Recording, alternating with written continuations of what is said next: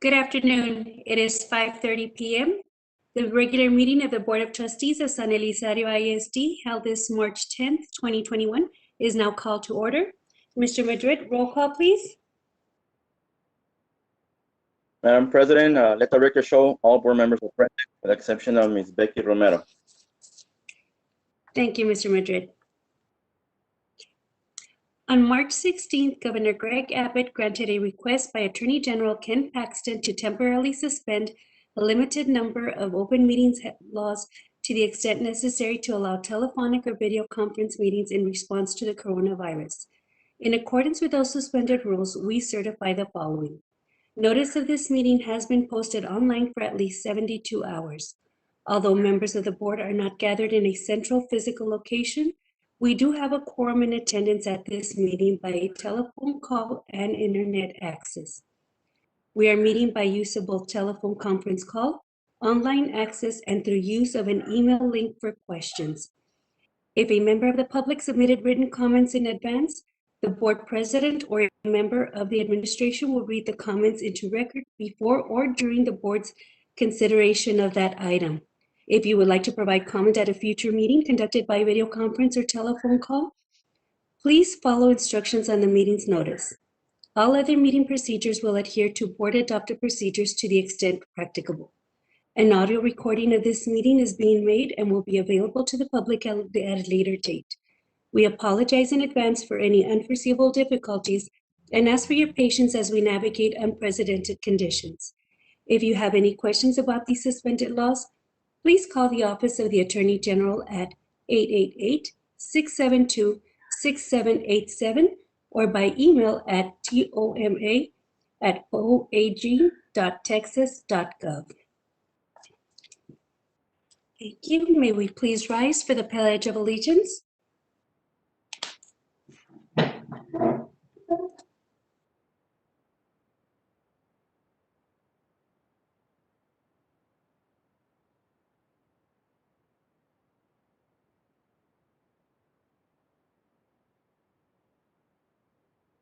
I pledge allegiance to the flag of the United States of America and to the republic for which it stands, one nation, under God, indivisible, with liberty and justice for all.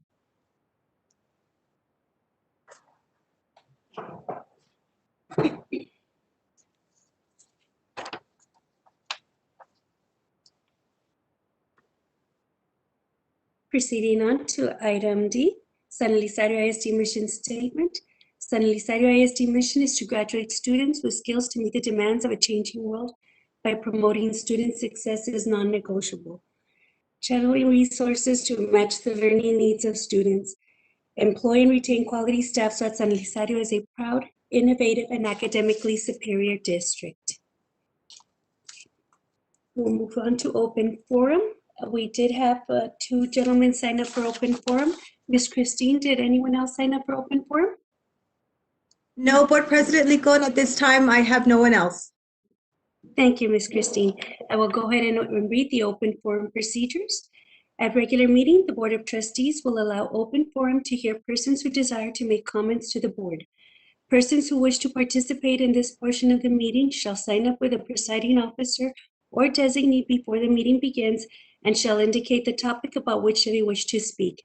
Individual speakers may choose to speak before or during the board's consideration of the item. Each participant will be limited to 5 minutes to make comments to the board. The board shall not allow negative comments in public session about individual employees or students.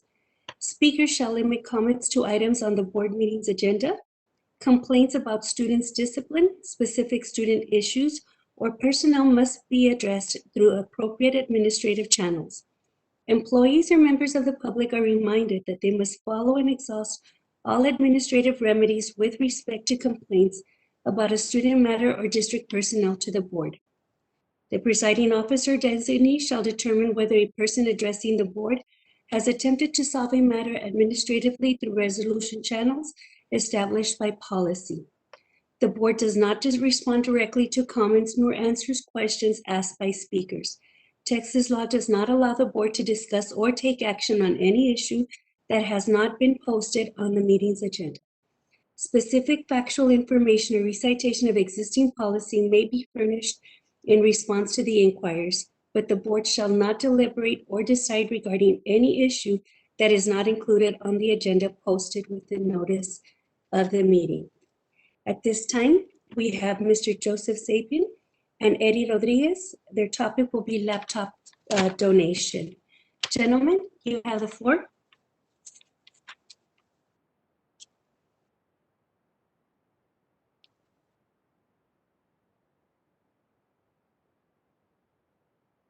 On here. Is Eddie here? Okay.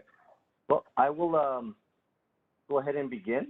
So thank you, Board of Trustees and Dr. Jenny Mesa Chavez. I appreciate the opportunity to present to this committee. Is there a way I can share screen, or the presentation that was provided in advance could be up on the screen by any chance? I can give you access, sir. Let me make you a presenter. Okay. Thank you. Okay. And then let me share video really quick.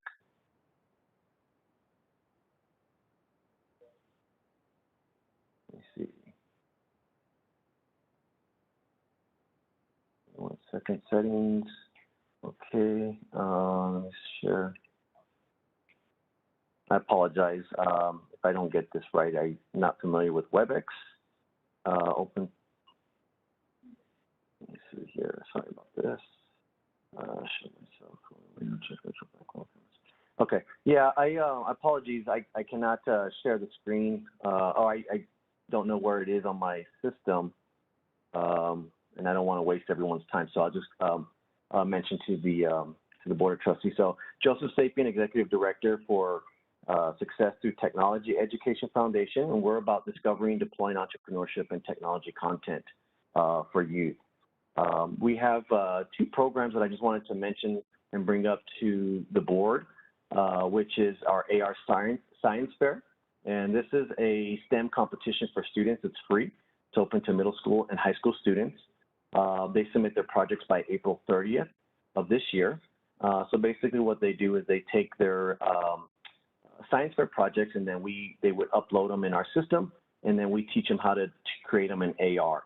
The high schools will take home first place 500, second place 300.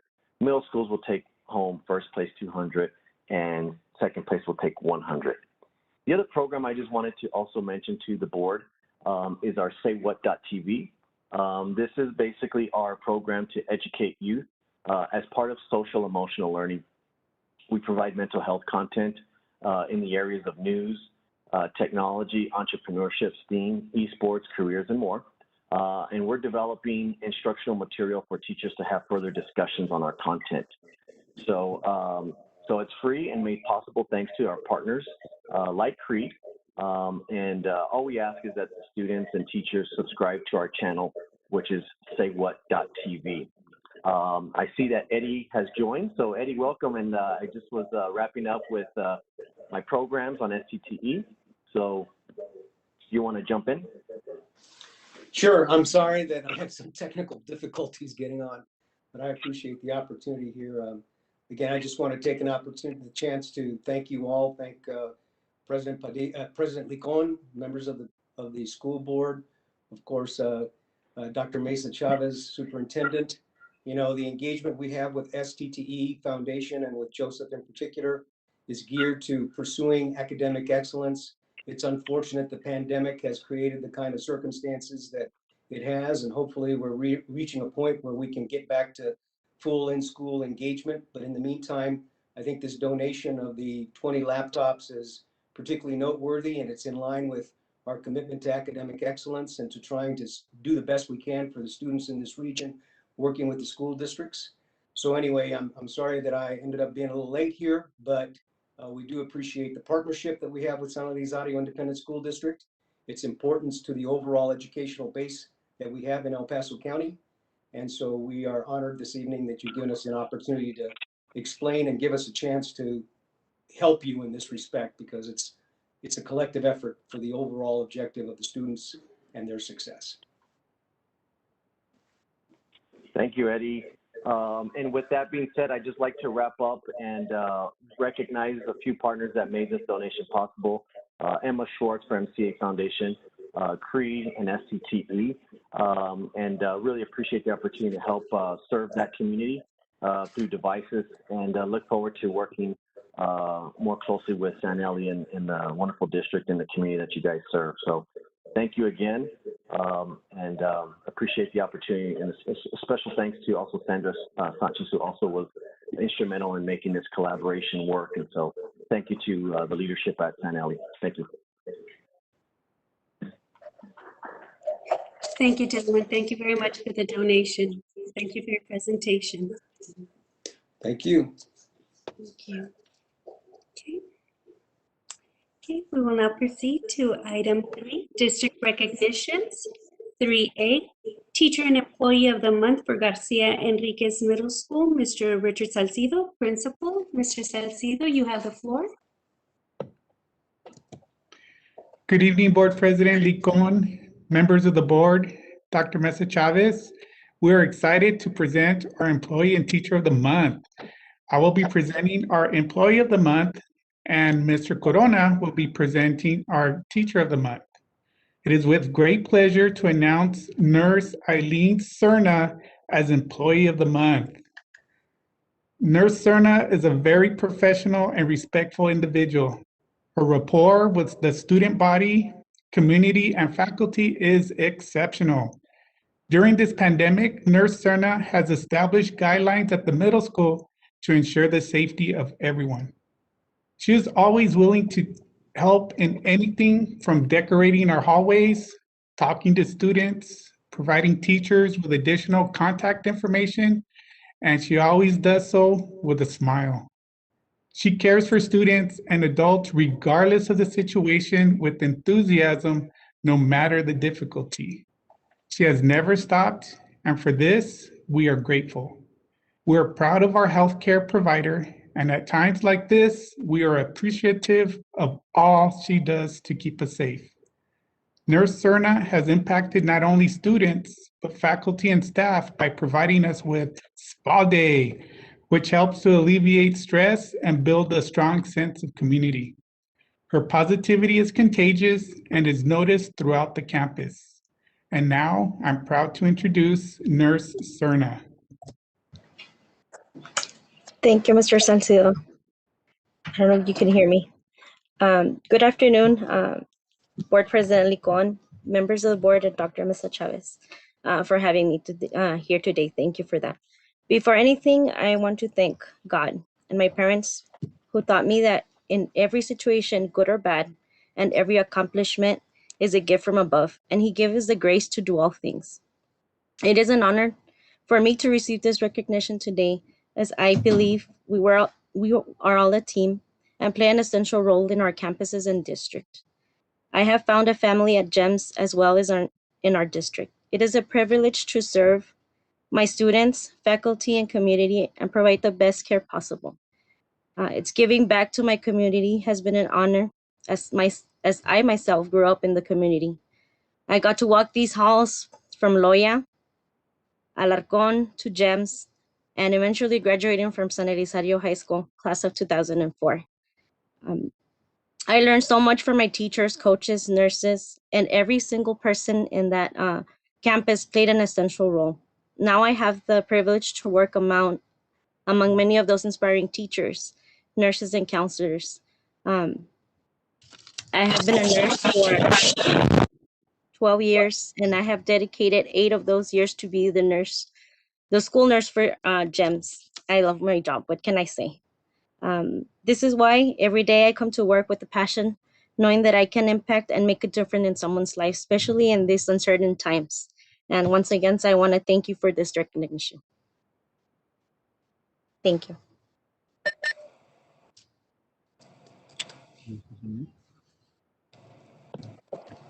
Now I'm going to go ahead and pass it over to Mr. Corona, who will be introducing our Teacher of the Month. Good evening, President Licon, Board of Trustees, Dr. Chavez, and fellow members present today. This evening, we celebrate another wonderful educator in San Elizario, Jacob Pineda. Mr. Pineda is described by his peers as a very positive and helpful person inside and outside of the classroom.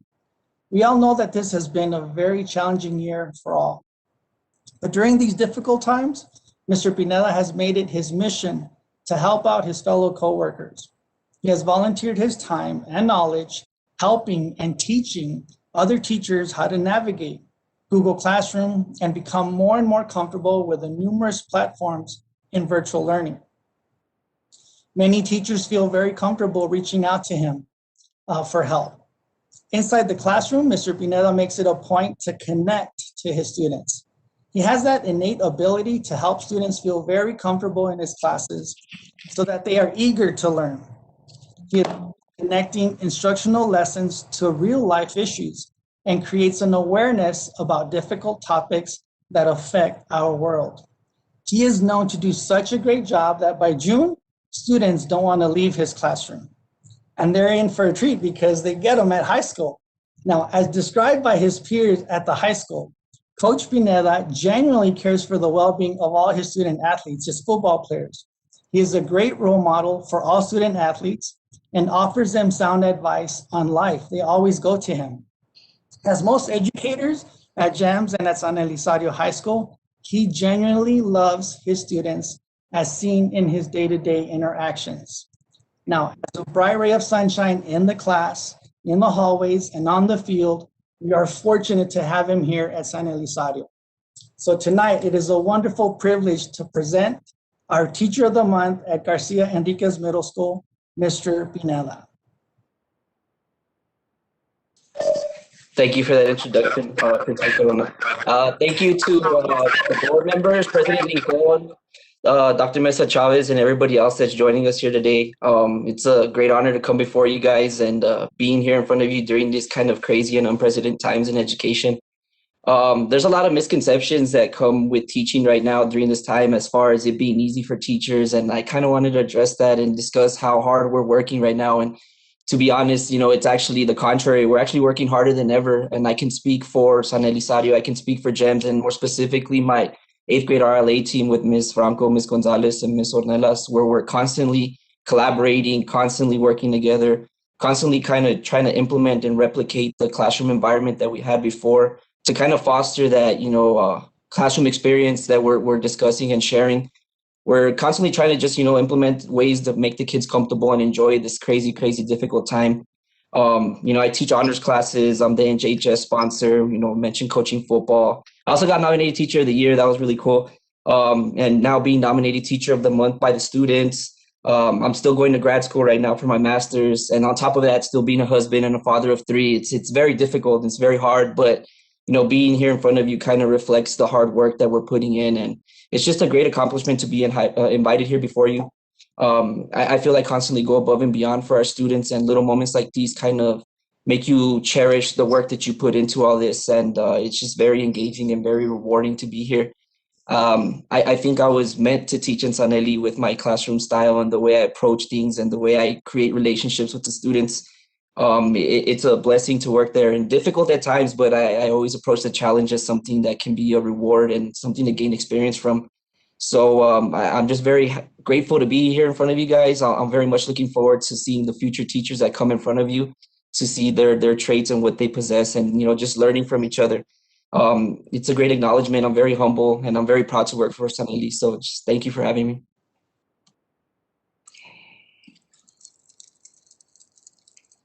Thank you, Mr. Pineda. Thank you, Ms. Arlene Serna. Congratulations to you both. And definitely we are blessed to have you here in San Elizario. And again, we are grateful for everything you have done for our little ones, especially during this pandemic, and how you keep them engaged, encouraged, and healthy. As a nurse, thank you. Thank you very much. And congratulations to you both. Congratulations. I want to say congratulations to you both as well. I know my kiddos were taken care of by Eileen. Thank you so much. You were awesome, and they miss you. And Diego still speaks about you, Mr. Pineda. You were one of his favorite teachers, if not his favorite, at the middle school. Congratulations. You all deserve it. Very well deserved. Congratulations, Nurse Eileen and Mr. Pineda. You all said beautiful words, but the key word that I love to hear, my favorite thing, is relationship building with students. I cannot push that enough. And I know both of you firsthand build those relationships with students, and that's the most important part. So thank you so much for building those relationships and encouraging our students to do better. Thank you. Anyone else?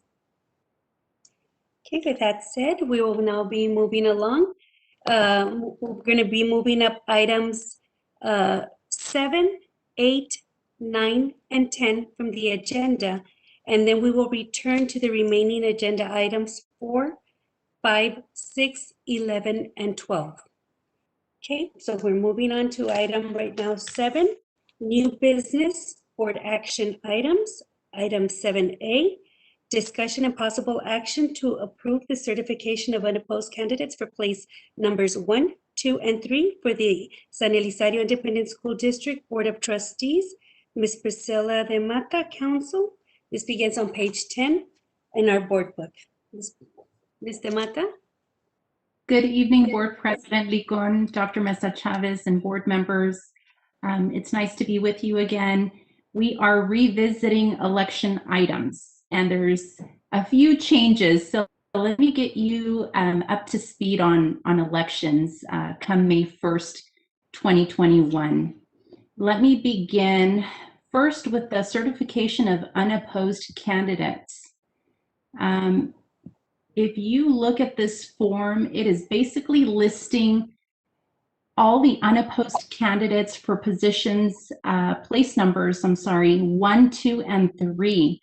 There was only one person who filed for each of those positions up for election in May.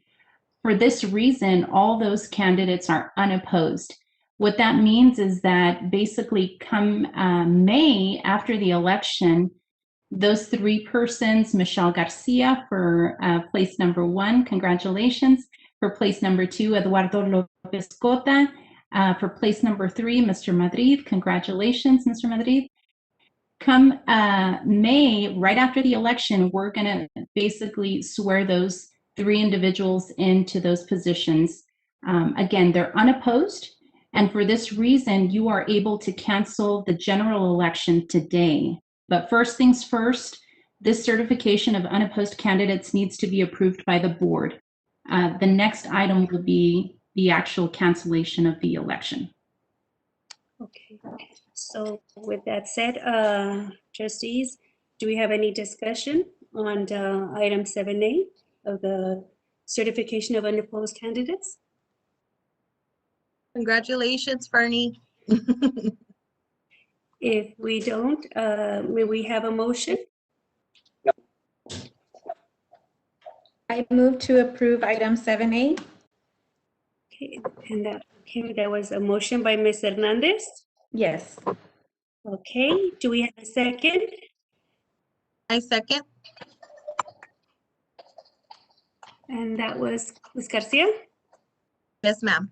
Garcia, okay. Mr. Madrid, how do you vote? Yes.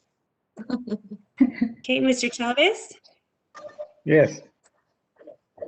Mrs. Garcia? Definitely I. Mrs. Hernandez? Aye. And Mrs. Licon, aye. Motion carries. Congratulations, Bernie and Ms. Garcia and Mr. Cota. Thank you. Okay, well, now- you're welcome. Congratulations. Keep moving along to item 7B, discussion and possible action to approve the order of cancellation of the general election on May 1st, 2021. Mrs. Priscilla de Mata, Legal Counsel, page 11 on our board book. Okay, board members, Dr. Mesa Chavez, and also Board President Licon. So this next item is the order of cancellation of the general election on May 1st, 2021. Something I want to note for you all that's very important is that those 3 positions we just discussed in the last item are the only positions being canceled for this election, May 1st, 2021. So that's again, place numbers 1, 2, and 3. And again, the reason for that was there was only one candidate who filed for each of those positions. So the candidates are unopposed. And come election, right after the election, after the canvassing period ends, sometime mid-May, I believe, we'll have a swearing in of those 3 individuals. So this order itself is the formality required to cancel that general election on May 1st, 2021, again, only for those 3 positions we just discussed. And so all we need is your approval on this item. Ms. Licon, I so move. I second it.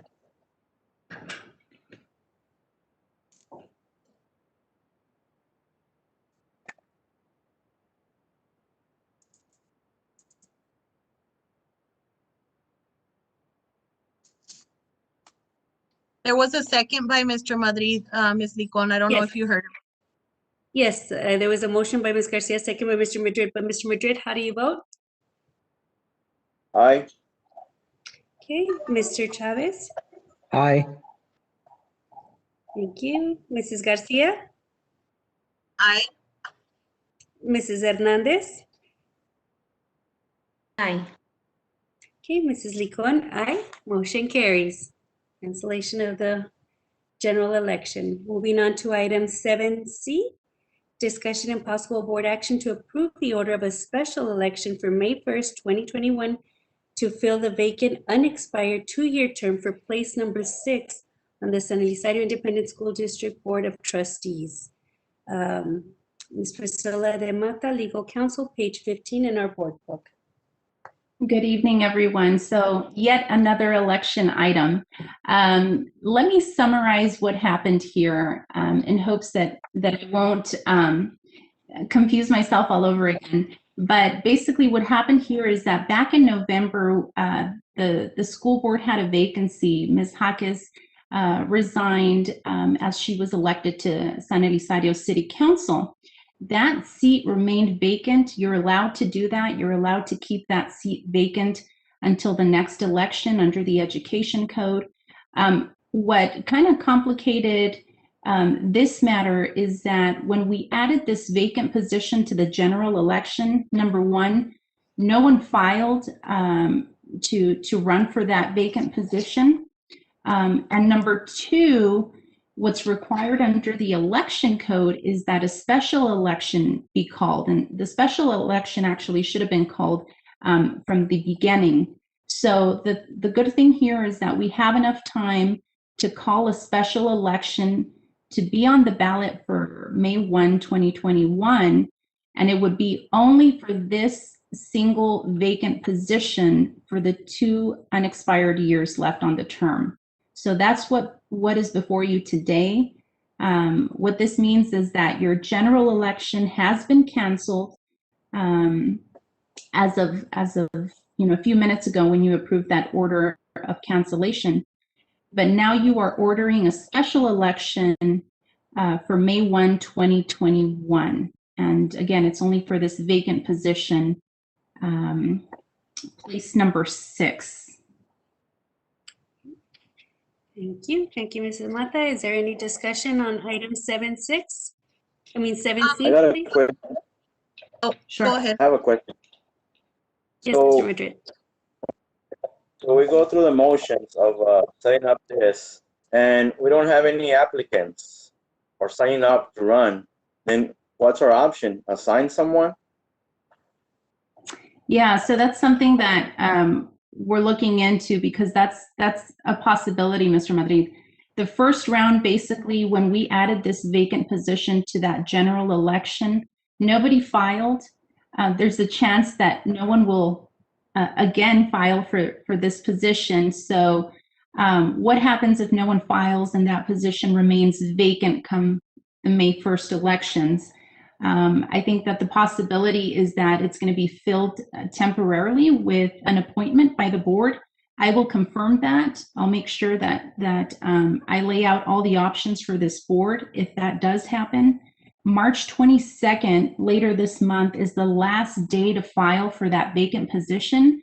So I'll have more information for the board then, certainly, if that's the case. But I do believe that it's looking like if it doesn't get filled, then the board appoints someone to that position.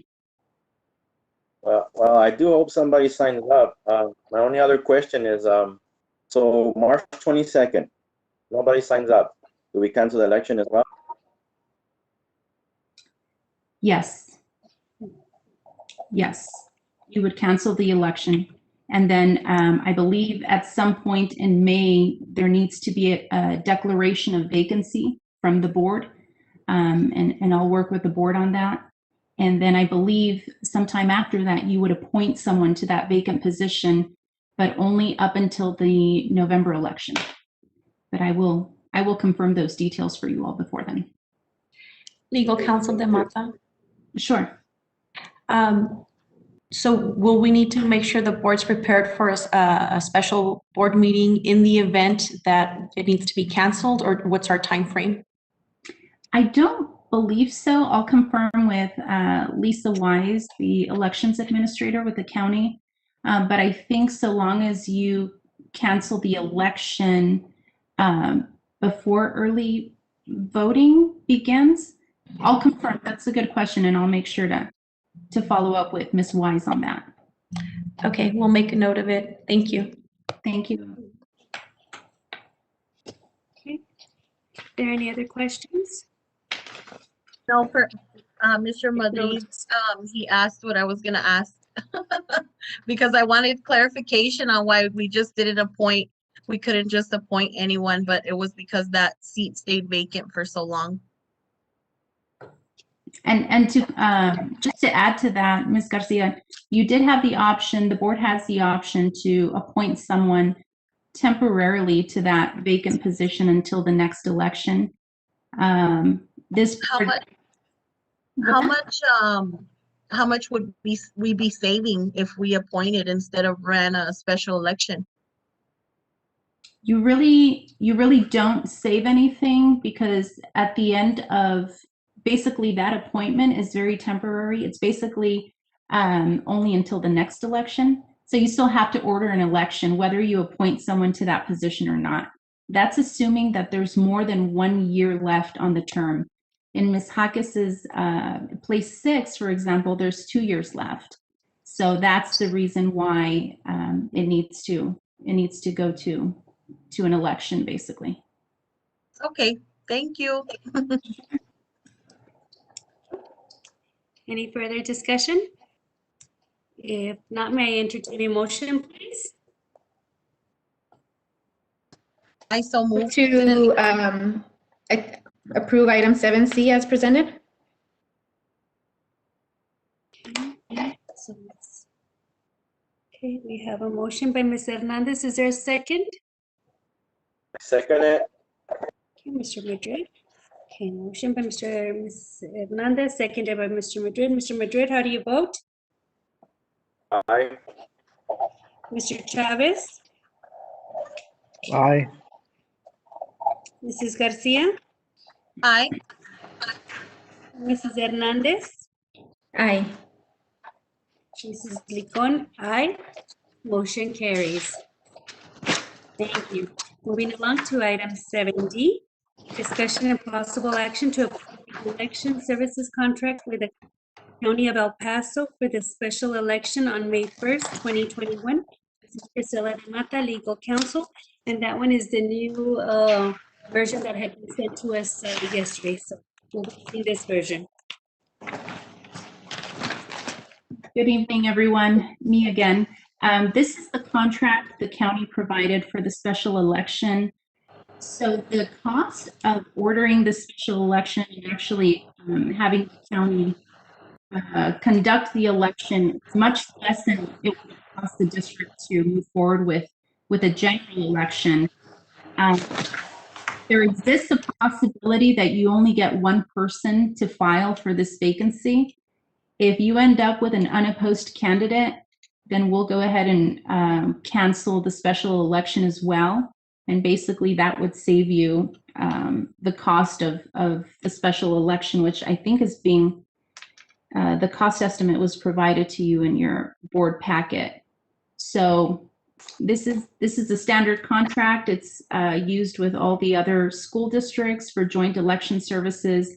And this makes it a lot easier for local government entities such as school districts to carry on an election and kind of share the burden of those responsibilities with the county. So that's the contract before you, and the cost estimate is, are there any questions? So, okay, for, that was this, it's Ms. Garcia, Ms. de Mata. So for this one, okay, that's what I was asking. If we appointed someone, we wouldn't have to have a special election, right? You do, because you can appoint them. In 2 years, or? No. So when you appoint someone to a vacant position and that vacant position has more than 1 year left on the term, the education code it allows you to appoint someone temporarily, but only until the next election.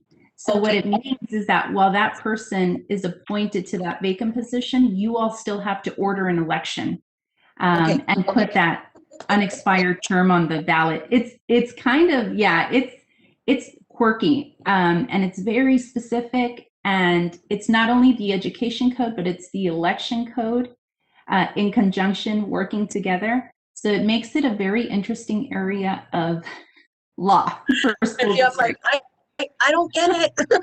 But yes, thank you. Now, I got a question now. So Sure. now the only difference now, let's say nobody signs up for that special election, and we appoint somebody, then they would run the 2-year unexpired, right? Or we still have to make another special election. I think we may have. That's a general election.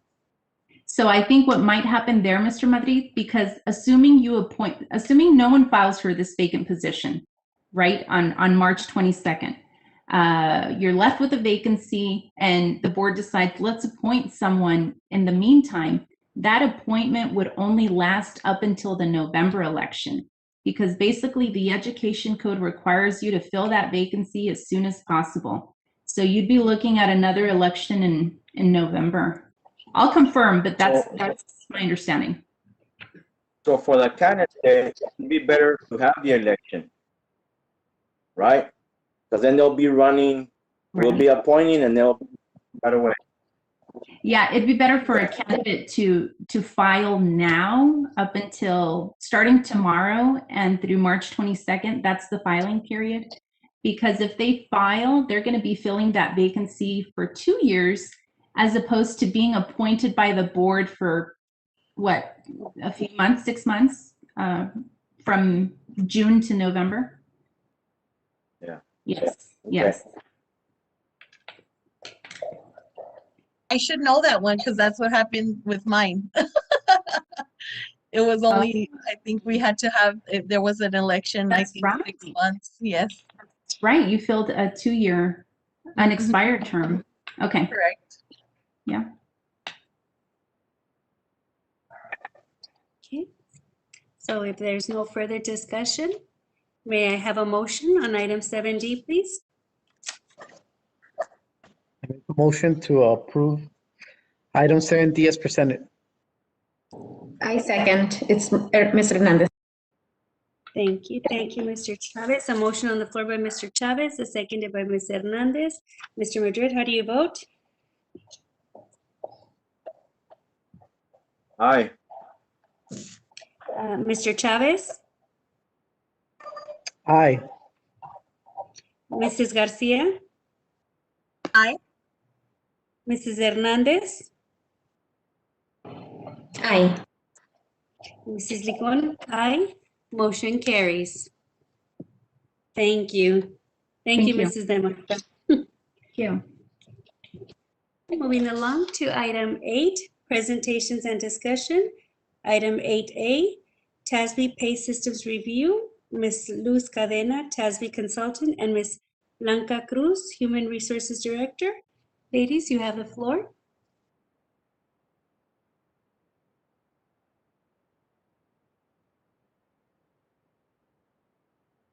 Blanca, we can't hear you. Like Dr. Segovia says, I just said the lottery numbers. I'm sorry. Okay, here we go again. Good evening, Ms. Licon, board members, Dr. Mesa Chavez. You just finished talking about a complicated topic, which is elections. And then now we're moving on to the next complicated topic, which is compensation.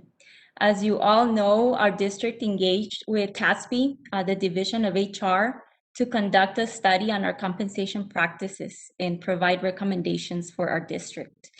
That study has been completed, and we have Ms. Luz Cadena here, our senior consultant from TASB. She will be going over some recommendations and information for you all to consider.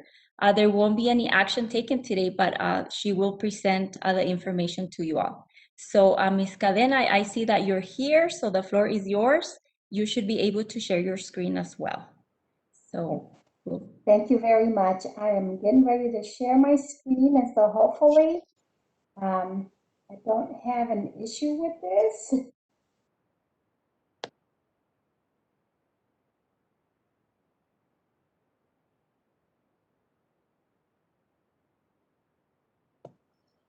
All right, I believe that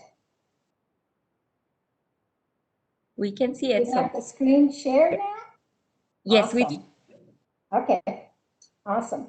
So good evening, board members and Madam President and Dr. Mesa Chavez. Again, I'm Luz Cadena. I am the Senior HR and Compensation Consultant at TASB. Thank you for the opportunity to present an overview of the case study that we recently conducted. And please, if you have any questions, let me know. We're going to go ahead and begin the presentation. And we'll go over one slide. So we began this process back in mid-October, where we held what we refer to as a kickoff discussion call with the administration to discuss the concerns and the objectives of the pay study. We also initiated the pay data collection request. That is to collect the employee pay data. And keep in mind that all of this is a snapshot of data at the start of this project and the modeling of all of the cost estimates that we will review shortly. The next part of that first phase is we also interviewed 7 administrators to get a better understanding of roles and responsibilities of jobs within their department. We then moved on to the gathering market data, that is analyzing the market information based on the peer group that was approved by the district. So part of that analysis is to determine where the district may be at risk as it comes to pay based on those pay practices, and then also to identify priorities for pay improvement. We also presented a preliminary draft and then moved to the final stage, which is making the final adjustments, aligning those pay structures based on those benchmark jobs that we used for market comparison, and then preparing a final report, which was provided to the district, and I believe that you have that final report as well. The final report does contain analysis of the market information and our recommendations. We're going to talk a little bit about pay system objectives, and basically a strategically designed and well-managed pay system supports your organization's HR goals to recruit quality employees. And this is achieved by ensuring that pay is reasonably competitive with peers that you compete with for talent, that the pay is based on the job value, meaning the level of skill, effort, and responsibility of the job, and the market value for it, so that you're not overpaying or underpaying for that job. Rewarding employees to retain them by providing regular pay increases that mirror what your competitor districts are providing, and then making adjustments as necessary to keep pace with inflation and the market. And lastly, controlling costs by staying within your resource limits and ensuring that those funds are spent wisely and that the pay system is continually monitored to determine if the district is paying too much or too little for the jobs.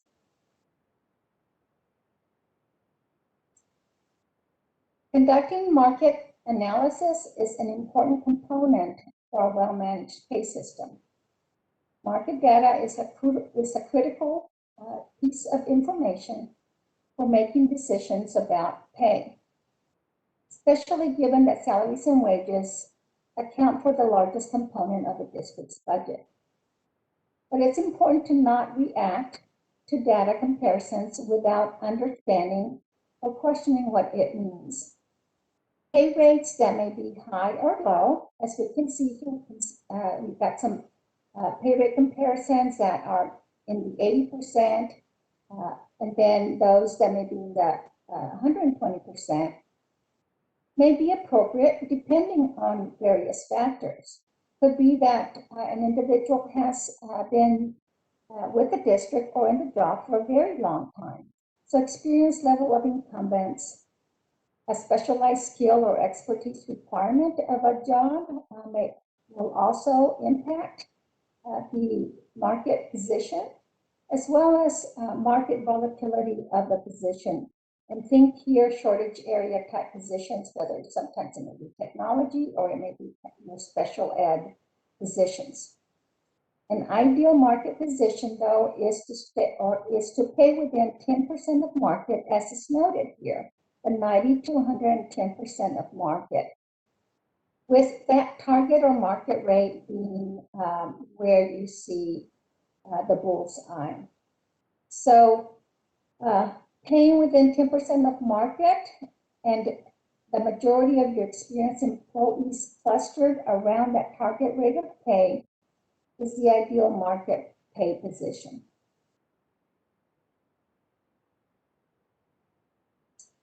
We're going to look at the district peers that we included for comparison.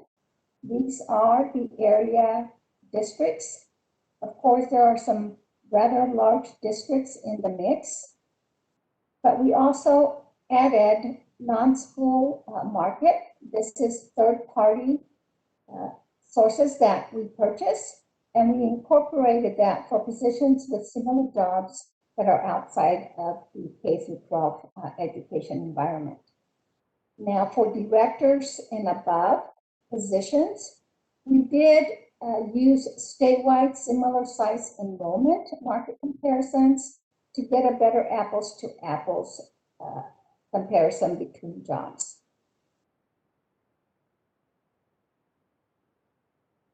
We're going to look at the teacher demographics. This is a graph that illustrates the distribution of your teacher's experience up to 30 years. And what this graph illustrates is that 50% of your teachers have 11 or fewer years of teaching experience. On average, though, your teachers have 12 years of total experience. And that is really even with the state average, which is about 12 years. But this is a good tool to see where that distribution of teacher experience is, and for planning purposes, especially should you need to ensure that you have experienced teachers across the various years that are reflected here. Mrs. Cadena, sorry for the interruption, but we hear you kind of far away. I don't know if you can modify your mic so we can better understand. Sure, let me see if I can work on this. Thank you.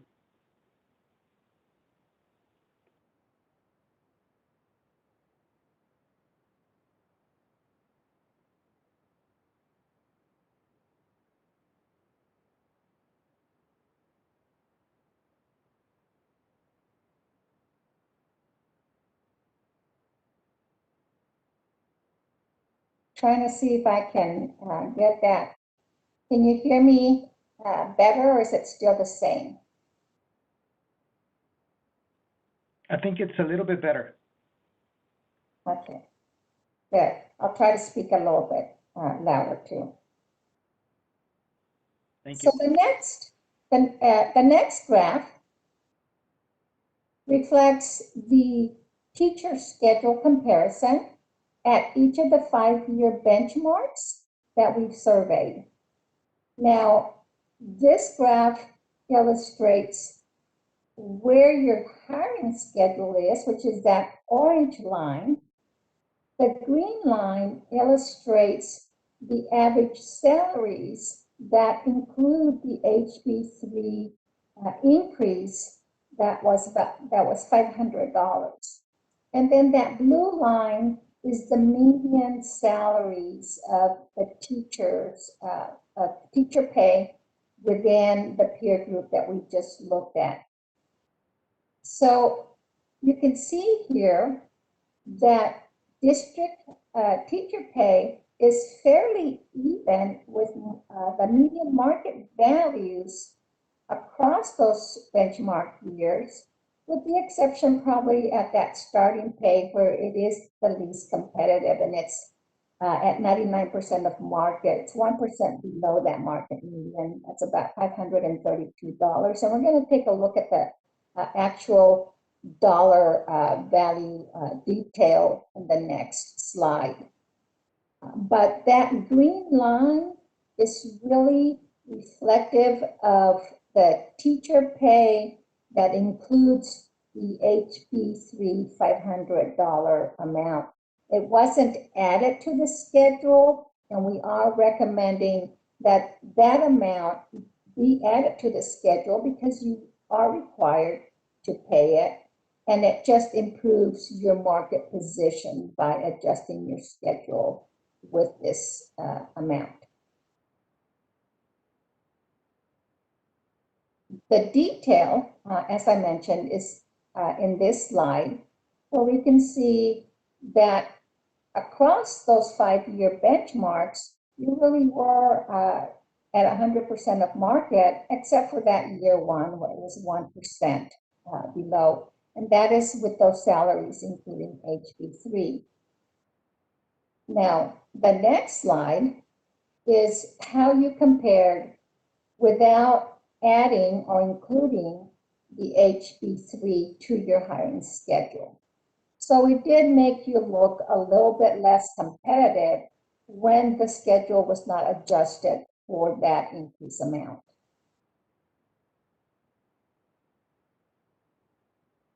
We're going to move on to the stipends, and these are shortage area stipends that the district offers.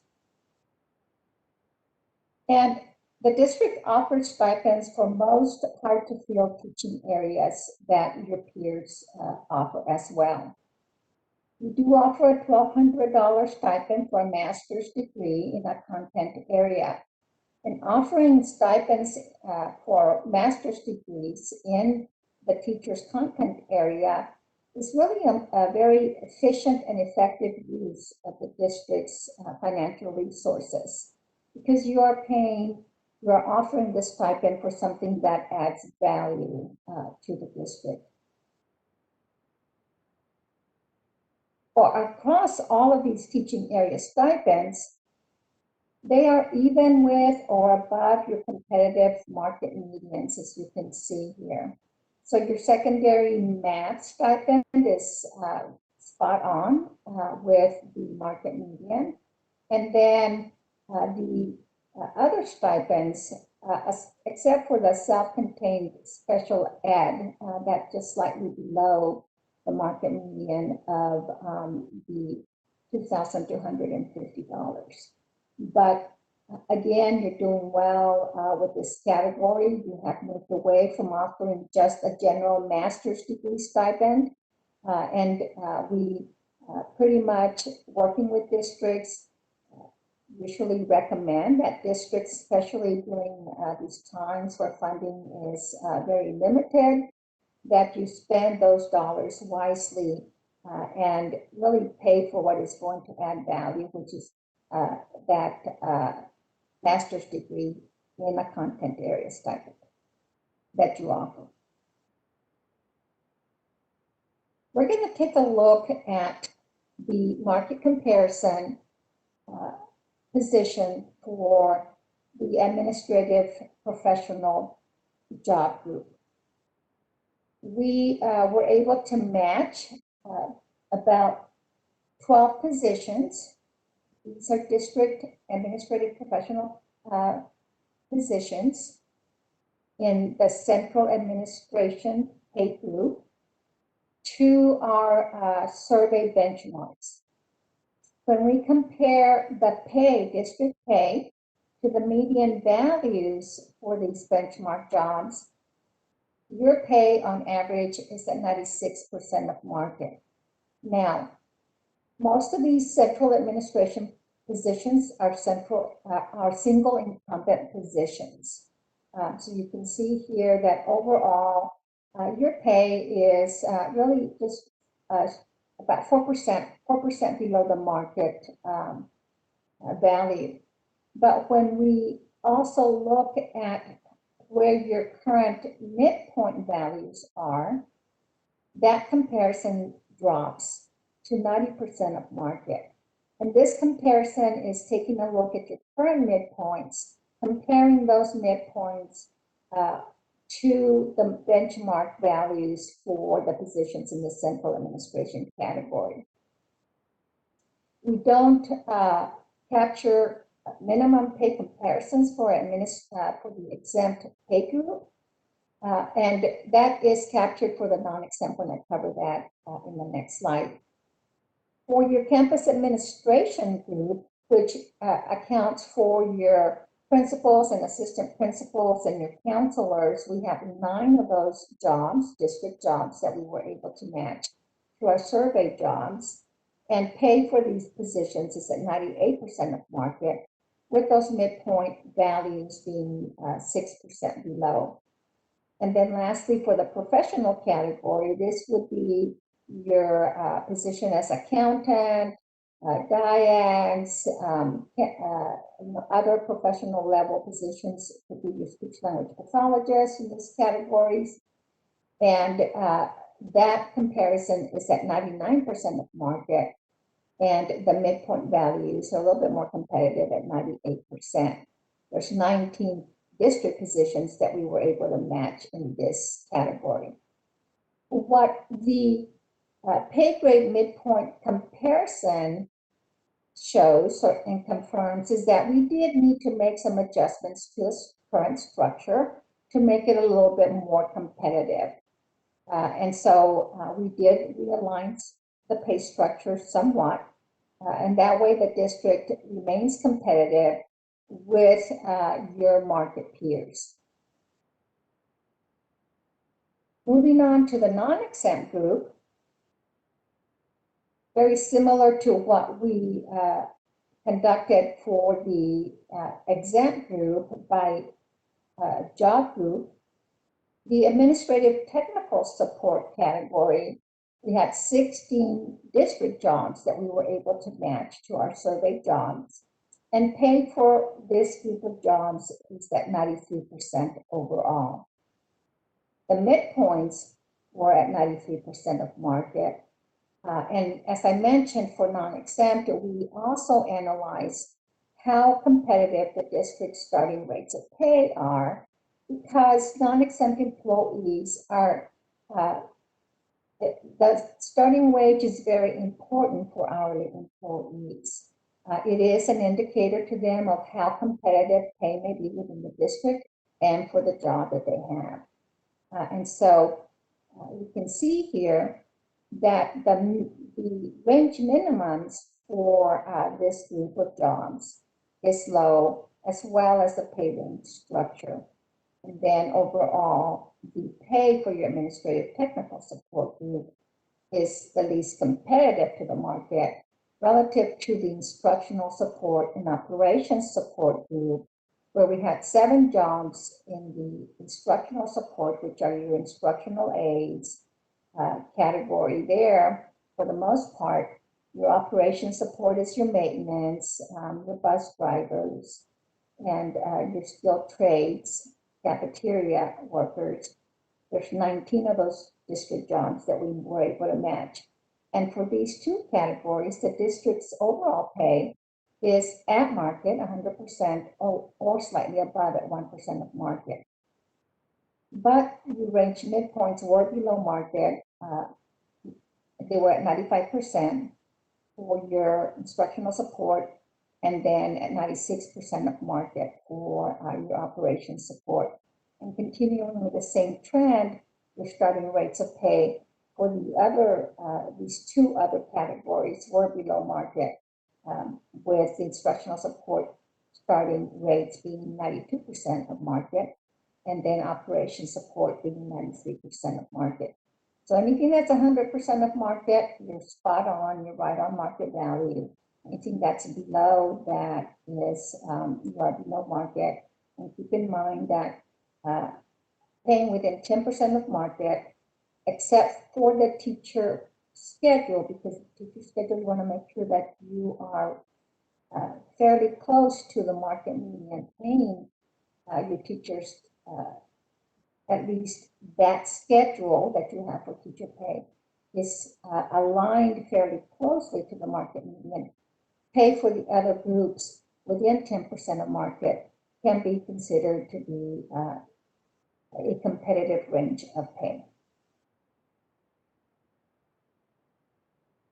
We're going to move on to the recommendations that were included in the report. So we are recommending that the board and the district implement the adjusted structures that were aligned to market. We reconnected the pay ranges, those midpoint values to the market values, and improved the starting rates of pay for the pay groups. So maintaining strong starting salaries, those midpoints were aligned to market, and we did reclassify some positions to align them better based on the market value and their level of job responsibilities. We provided 3 cost models in the report, in which I will provide the costs associated with each one of these models. And the first model is a 2% general pay increase based on the range midpoint for all groups.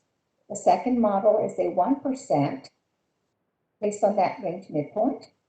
And then the third model is a hybrid of the first 2, which is a 2% for teachers and then a 1% for all other pay groups.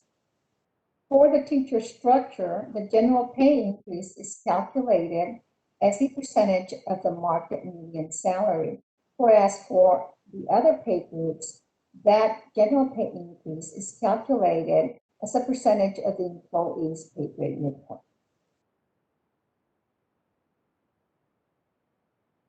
Recommendation 3, it includes the adjustments that were necessary to ensure that employees were paid no less than the new range minimums. We also provided some targeted adjustments of an additional 1% of the midpoint value for those employees who were paid below 90% of market. There were a few employees that are within the teacher career path that were given given an additional adjustment to ensure that on a daily rate basis, their pay is not below what they would be paid based as a teacher. And this is for positions that are within the teacher career path. We also modeled placement scale adjustments for your non-exempt groups. So this is your administrative support and that technical group of jobs, the instructional support, and your operations support. The placement scales provide or distribute the pay of employees across the minimum or through the minimum up to the midpoint over 20 years.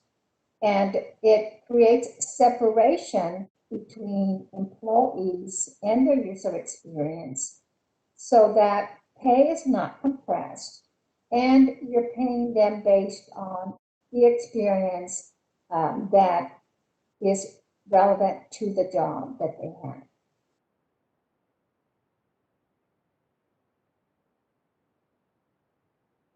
This fourth recommendation is basically just to continue to monitor your teaching area stipends. As we mentioned earlier, they're fairly competitive, but you always want to continue to monitor so that should it be necessary to make adjustments, you are able to pivot and make those adjustments to remain competitive.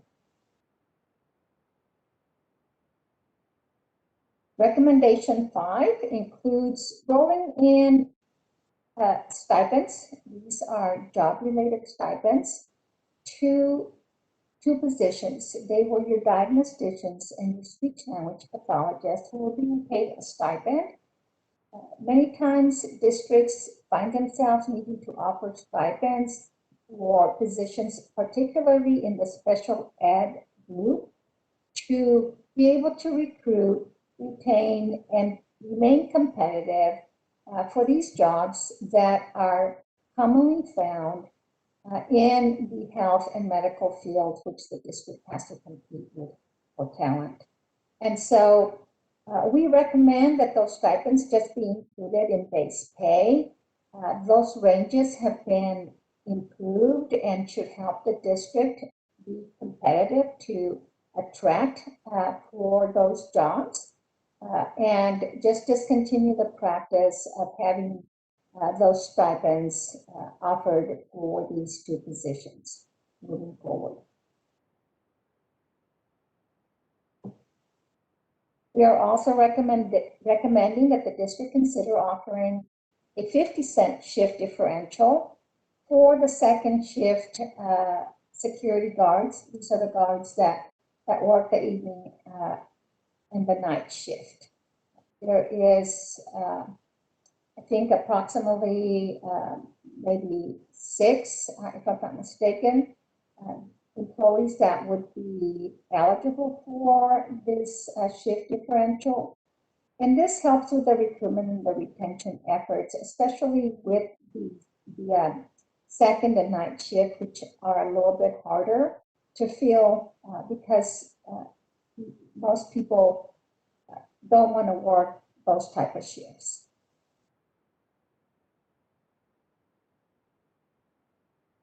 Recommendation 7 is to maintain the integrity of the pay system and those control points in the pay structure, which are your minimums and your midpoints and your maximums. We recommend that employees who are paid above the range maximum be held frozen in pay. We know that this is a very challenging and difficult recommendation, and there are some options that the district can consider. So there are 20 employees that fall in this category. 19 of those are non-exempt, and then 1 is an exempt employee. So some other options that the district can implement would be to provide half of the general pay increase percentage to the employees that are above, that are already paid above the range maximum. Keep in mind that they're already paid a premium rate of pay. That's why they're above the range maximum. And this way, you slow the advancement, the continued advancement of their pay. Another option is to provide a one-time payment that would not be added to base pay and therefore not continue to advance that pay any further until the position falls back within the pay structure. And so those are some options for you to consider. And the last recommendation is to continue to review the district compensation plan and update it to maintain your market position on an annual basis or as regular basis as possible. We're going to look at some cost models here, beginning with the Model 1, the 2% general pay increase model. You'll note here that the 2% general pay increase accounts for $501,962. This reflects a 2% budget increase to your current payroll costs. And those payroll costs are I think, a little over $24 million based on your current employee count or the employee count that we started out with that snapshot of data. There are some of the additional adjustments that we recommended and that we just covered. And so those additional adjustments total to $109,891. And that's a 0.4% increase for a total cost with this 2% model of $611,852, or a 2.5% increase to that current payroll budget. And we're talking about just base salaries here. The second model is more conservative. It's a 1% general pay increase. You'll note that the general pay increase amount for each one of the different job groups is $252,262. And those adjustments are $130,774. The total cost for this model is $383,036. And this represents a 1.6% increase to current payroll budget.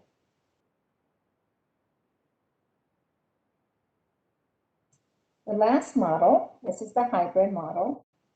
It includes the 2% for your teachers and then a 1% for all of the other pay groups. And this model, the total cost is $527,225. And it is a 2.1% increase to your current payroll budget. So this concludes my presentation. If you have questions, let me know. I'd be more than happy to provide you some answers.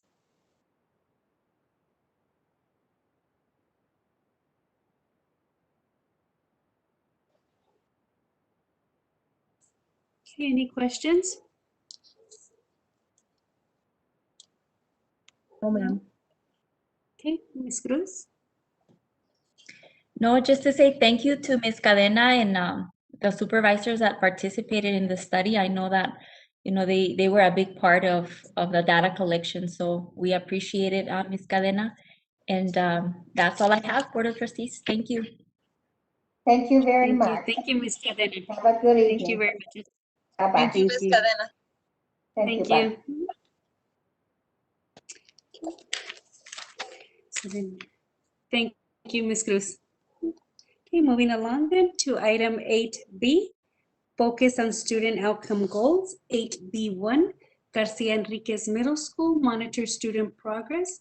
Mr. Richard Salcido, principal from GEMS. Sir, you have the floor. Thank you, Board President Licon, members of the board, Dr. Mesa Chavez. As proud principal, I'm happy to share our campus mission and vision statement, as well as data for this school year. Next, our mission statement. At Garcia Enriquez Middle School, our purpose is to ensure that all students master academic standards, experience social and emotional growth, and embody the campus's core values. We commit to serve as positive role models, provide a safe and supportive environment, facilitate learning and remediation, and offer extracurricular activities that meets individual student needs. Our vision statement. Our vision at Garcia Enriquez Middle School is to continue to meet and exceed state and federal standards in order to ensure the success of our students. Next. So we did not have any STAR data for this year, or we don't have STAR data for last year, but what we do have is our fall and spring interim assessment, which is an online assessment that helps predict STAR data. So on the left side, you do see our fall data, and then on the right side, you do see our spring data. The areas in blue are for students who are approaching grade level. The area in orange are for students who are receiving meets grade level, and the area in gray represents students who masters the grade level. So I'm going to go ahead and start off with the fall interim on the left side with our 7th grade mathematics. So in the blue area, 44, can you go back real quick? On the blue area, we had 44.28% of our students receive approaches. In the orange area, we had 16.85% of our students receive meets, and we had 4.18% receive a master's. And on the right side, during our spring interim, we did have some gains in approaches, which we were at 48.05. The orange area on the right, 16.42 received meets. And in the gray area, we had 3.95% meet masters. Okay. Next. And now moving on to 8th grade, same concept. We'll have our fall data on the left and then our spring interim data on the right. So in the blue area, we did have 24.3% of our students receive approaches. In the orange area, we did have 6.35% of our students receive meets. In the gray area, we did have 1.21% receive a master's. Moving on to the spring, we did have another increase on approaches at 29.69%. In the orange area, we did have 5.07% receive meets. And then in the gray area, we did have 1.05% receive masters. Next. So now that we do have comparative data, we're going to go over our math interventions. Our students are required to do at least 20 minutes of IXL daily. We do have STAR labs for students who have struggled in the past and who are currently struggling. We do have after-school tutoring on Tuesdays, which is specific for math. We do have Saturday camps going on twice a month. We also have Enrichment Friday from 1 p.m. to 2 p.m. where students can receive additional help that they were struggling on for that week.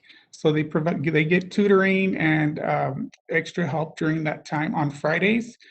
We did have a fall and spring intersession. So currently our spring intersession, based on the data that we showed you, we're looking at the low SC, the low student expectations from those assessments. And our instructional specialists gathered that data and are creating lessons to help those students during intersession. We're also helping students who were struggling that first semester, who were not successful that first semester. So we created assignments so they could demonstrate mastery of the TEKS during intersession as well. Moving on to reading for 7th grade. During the fall interim assessment, in the blue area, we had 63.09% receive approaches. In the orange area, we had 32.87% students receive meets. And in the gray area, we did receive 14.93% receive masters. Moving on to the spring, you notice we did take a little dip in the spring. So the difference from the fall and the spring was the writing component. In the fall interim, there was no writing component. In the spring interim, there was a writing component, and that's the area that we're working on right now. So the data reflects that. So we'll go over the interventions shortly. So in the blue area, we did go down to 50.52% for approaches. We have 25.95% on meets and 13.5% on masters. And now moving on to 8th grade, you notice this area we did do better on. So for our approaches, we were at 47% in the fall. In meets, we were at 23.32%. For masters, 11.26% for masters. Moving on to the spring, we were at 56.4% for approaches and 30.87% for meets and 14.17% received masters. So we did increase across the board in our 8th grade reading. Our teachers are doing a great job preparing our students for the STAR assessment. Next. Now our reading interventions, students are required to do at least 20 minutes of IXL as well. We also have our STAR labs for students who have struggled or are struggling, which is geared specifically for reading. We do have after-school tutoring on Monday. So if you notice on the math, we have after-school tutoring on Tuesdays. So our after-school tutorings are content specific. So if students need assistance in both math and reading, they're able to attend both sessions, and they're not having to decide which tutoring session to go to. We do have Saturday camps as well, twice a month. So the days that we don't have math intersession, we have our reading, our Saturday camps. The days that we don't have Saturday camps, for math, those are the days that we have Saturday camps for reading, so they don't conflict as well. Our enrichment Fridays are from 2 p.m. to 3 p.m. So again, it's different from our math interventions where they're 1 to 2 p.m. So there's not a conflict with all our content areas. Our fall and spring intercession is based on those low student expectations from the fall and interim assessments, as well as helping our students get caught up on from the first semester. And we're also providing attendance recovery because if the students aren't attending class, they're losing instruction. So we are providing loss of credit opportunities for those students to regain that credit and get instruction. Of course, we look at our iStation data. And we do have a double block of reading and writing, or reading and English. So instead of getting instruction for one period, our students are getting instruction for 2 periods throughout the day. Next. And we're doing our best here at the middle school to get our students college, career, military ready. We have imposed or incorporated CCMR Thursdays. So all faculty, staff, and students are encouraged to wear their college or military shirt. We're encouraging our 8th grade students to apply for our upcoming San Elizario Early College. So it's a great opportunity for our 8th graders. Dr. Mesa Chavez and Dr. Segovia actually came and spoke to our 8th graders with their inspirational words of encouragement to apply. So that was great to see. Currently, our 8th graders are taking the TSI-2 test to show college readiness levels. And if they need a little bit of help for those tests, we are providing interventions for those students. We even had a writing camp during this intercession for students who were not successful on their first administration of TSI-A2. And currently, I'm excited to announce that we're in the planning phase of AVID. So AVID is Advancement via Individual Determination. The mission of AVID is to close the achievement gap by preparing all students for college readiness and success in a global society. So that's something down the road that I'm eager to present to you. It's very exciting. It's a great opportunity for our Eagles.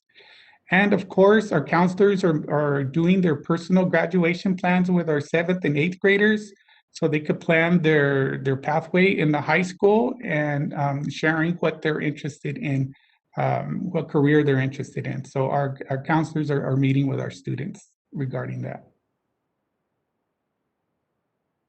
And attendance, this has probably been our biggest challenge of the year with our learning. I know in October, there was a lot of confusions with our students on logging in times and so forth. So we started off at 77.81% attendance. We did improve to 79.19 in November.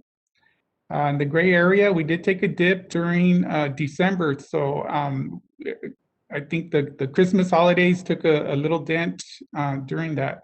So after December, that's our halfway point. So we have to make our halftime adjustments. So with those adjustments that we made as a leadership team and as a campus, our attendance did go up in January on the yellow section at 82.99%. And then in February, we were at 83.84%. Right now in March, I am confident that we are in the mid to upper 80s, and I'm very confident that in the last 9 weeks of the semester that we're going to be at 90%. So those communications with the parents and students and teachers, a collaborative effort, I think that attendance is improving right now. So part of our attendance interventions, so we do interventions for students who have perfect attendance every 9 weeks. We do give a certificate with goodie bags. We are, for social distancing, we're doing drive-throughs for parents to come pick them up.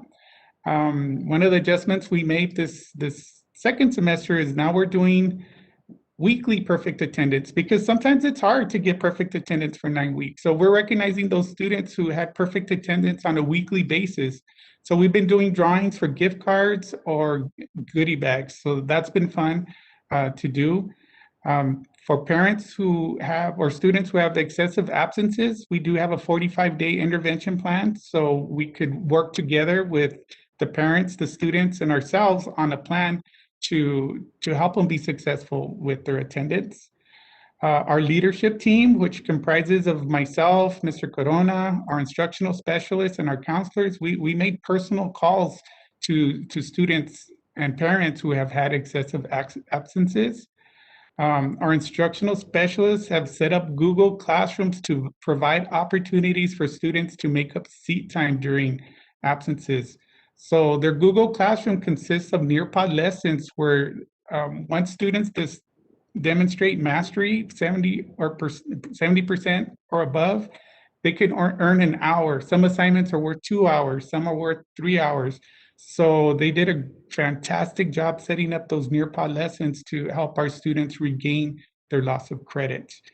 And our warning letters have been mailed out to the parents, and in this virtual digital world, the most success that we've had with communication with our parents is actually the warning letters on paper, the printed out. So I think what it took is as many times as we told our parents, as we told our students, once they got the letter to show how many absences they have and how many hours they owed, that light bulb did click, and our attendance clerk was inundated with phone calls. We were inundated with phone calls of what could we do to regain that credit. So we're going to continue mailing out those letters to the parents. In our walkthroughs, we know right now we can't physically walk in the classrooms, but myself and Mr. Corona, we've been visiting our classrooms. We do have our friendly competition going on. So Mr. Corona is at 172 walkthroughs, and I'm at 180 walkthroughs. So I am in the lead right now from Mr. Corona. So our challenge will continue to the end of the year. That way we have those critical conversations with the teachers. And our philosophy is, it's not an I got you moment. It's a conversation, and we pose reflective questions on what could you have done in this situation. So those are the conversations that we're having with our teachers. Next. And I'm excited to show our showcase. It's different in the digital world, so we're doing our best to continue that spirit because we have a lot of spirit here on campus. So I'm happy to show you what we've been doing all year long.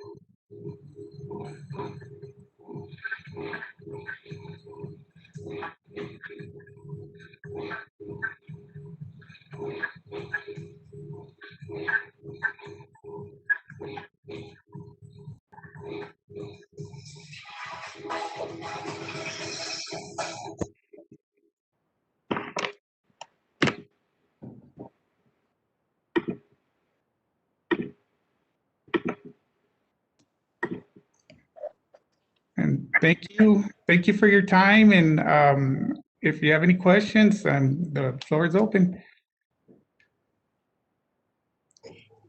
Thank you, Mr. Salcido. I love the positive energy that you have at gyms, you know, and that spirit, it's contagious. I love it. I love it. And thank you, sir. Thank you for taking the time and bringing forth this presentation. You know, we get to see through your eyes and through what you all have done, what our students are doing at gyms, and we appreciate that. I appreciate the fact that you do make the effort, that you all make the effort to reach out to parents. I'm very big on communication, and that one-to-one, very much appreciated. So very much appreciated. And again, you're absolutely right. It is a collaborative effort. It is a team effort between parents, home, and school. I keep saying that and I keep repeating it. And thank you, sir. You embody that. So thank you again for the wonderful, wonderful presentation from James. And keep up the great work, sir. Appreciate it. Thank you. Anyone else? Thank you. I just wanted to thank you, Mr. Saltillo. This is Mr. Chavez. I did take note of that effort that you make to communicate with the parents by changing methods when you notice that something didn't work. So that's appreciated. You could see the big increase, and hopefully you achieve that 90% you're trying to get for attendance. Thank you. I want to just say, I echo what Ms. Licon and Mr. Chavez said, and I also want to thank you for giving our students this incentive. It might be a little thing, but it means a whole lot to them. And that just makes them, it encourages them to keep, showing up to class and getting good grades. So I just want to thank you all for that. It's wonderful. Thank you.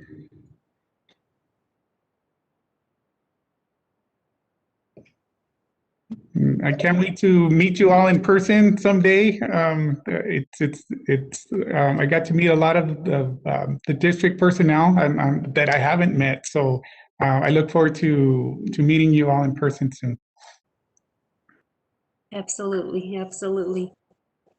Like, Cecilia, thank you very much. Yes, ma'am. Thank you. Well, thank you. And we Ms. will now Licon. proceed to, yes, Yeah, before you jump to the next item, yes. I was wondering if we can go back to the previous item. I just have one question.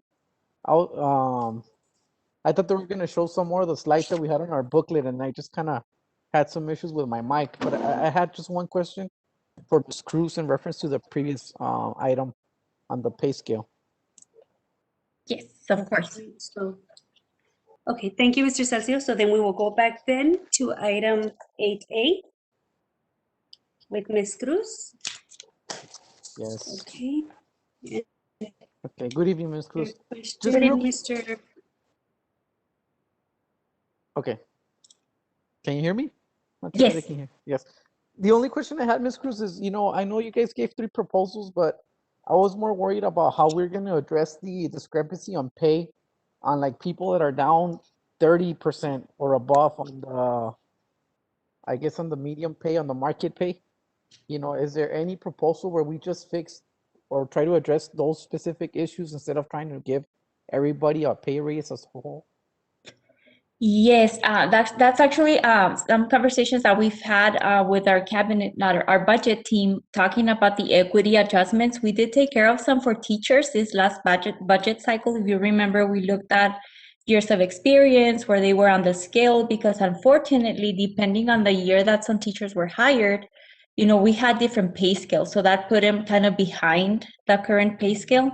So we're actually looking into, and I have that information as to who's below market, so that we can provide those equity adjustments. Should the board decide to do that and just go with that, we can definitely do so. In every scenario that you saw today, there was 3 columns. So the second one was talking about those equity adjustments for those specific groups. So we were able to identify those discrepancies for those employees that have been with our district for many years, because we don't want to penalize them. So we always look at this from the perspective of, if someone coming in had the same years of experience and was applying for the same job, would they make more money than someone that's already here with the same experience? Because that wouldn't be fair to our employees. So yes, we have that information, and we can present it to you. I know Mr. Rivas has a budget meeting scheduled for May, so we can bring that back, or if you wish to see it sooner, we can do that as well. No, I just wanted to make sure that that's being that was being looked into, and I understand about the equity and our employees that are here, but I was more worried, like, for example, our high school clerk attendance spot. I saw that that's very way below market, and there's some other positions, the RN, purchasing specialist, the assistant principals at the high school, the assistant superintendent, Mr. Segovia there. I mean, I just wanted to see if there's something on the works that we're going to be able to see for the when we talk about the budget. Yes, so when we looked at this report, we kind of looked at the overall, but we have identified those specific singleton positions that fall below the market, and those are the ones that we want to bring up to at least that 90%, like Ms. Cadena was talking about, or to 100%, depending, of course, on cost and what the board decides to do with that. But yes, we do have that information, and we've identified several positions that are below that market medium. Okay, thank you. And that will be presented to us at a later time, right? Yes, it will. Okay, that's all I had. Thank you. Thank you, Ms. Cruz. Thank you, Mr. Chavez. Okay, we'll now then proceed to item 8C, discussion regarding spectators at athletic events. Ms. Mirna Hernandez, Board Trustee, and Ms. Michelle Garcia, Board Trustee, both presenters on this item. Ms. Mirna Hernandez, we'll begin with you. Sorry, I had to unmute myself. I was just wondering, I noticed that other districts are opening up their games, their outdoor games, to spectators. And are we looking into doing so, especially now with this whole new no mask mandate, or the restrictions have been lifted from Governor Abbott? Where are we? So our Ms. Hernandez, if you look at the administration's meeting memo, I know that we met with Ms. Marioni, we met with Ms. Jacks, our athletic director, Dr. Segovia, myself. When that information came out, we're always reviewing what we need to change or what have you. So we've actually begun to welcome individuals, as indicated on page 84 of the memo. It indicates high school and middle school already for the outdoor sports. I know we've started with, with juniors and seniors at the high school. And so I see us transitioning, slowly but surely, because that is what has allowed our students to have a competitive season. We have had some, but minor compared to other districts in terms of, our students really being able to compete, being, obviously with the rapid testing, but also, being free of getting sick. So that's been very helpful. But we'll continue to revise as we keep going. And I know that we're ready to go for outdoor sports. Thank you. I know that you guys are always one step ahead. You and I have been, and always looking into things. And I just want to thank you for that. So for now, just to clarify, it's high school. It's two parents or two spectators per player. Only seniors and juniors. Correct. That's what we have so far.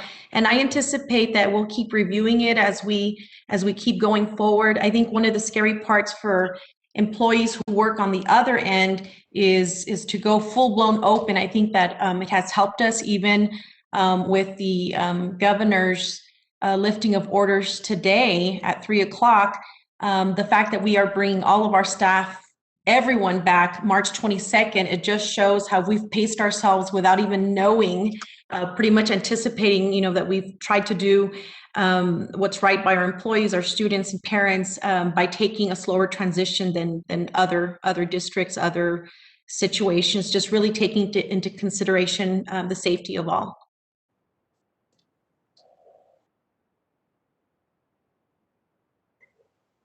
Dr. Mesa, I also think I was going to bring up the same thing, but I read today and that you guys had already done it. So thank you so much for that.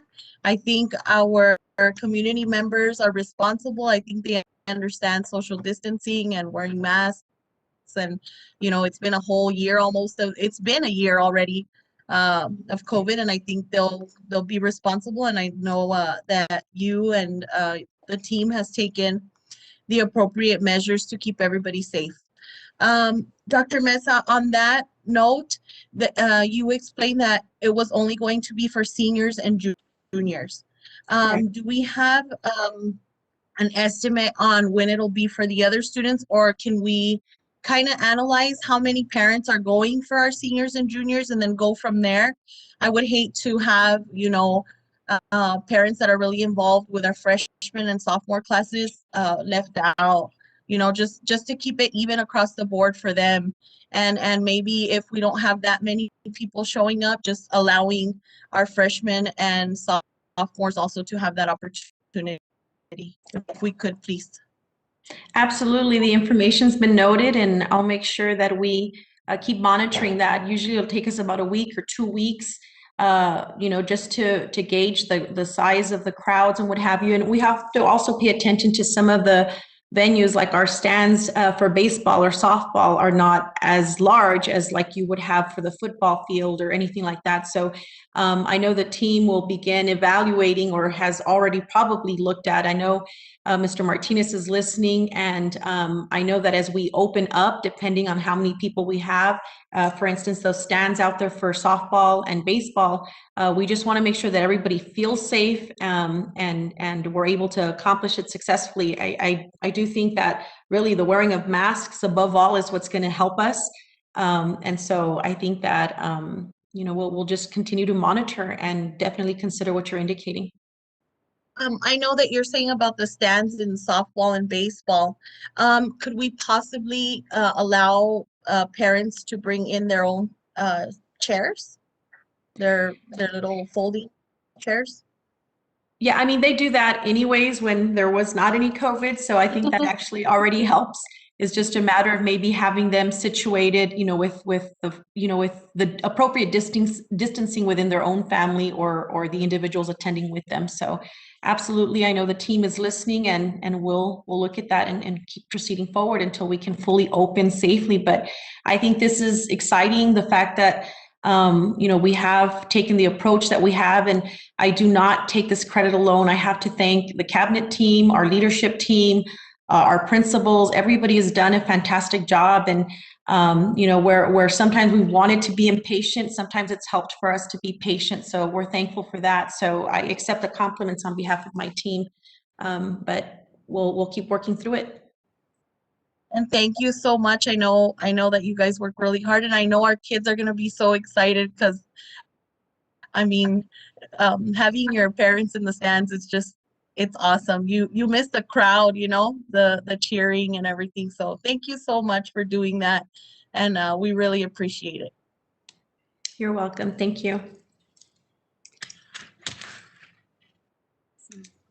Thank you, Ms. Hernandez. Thank you, Ms. Garcia.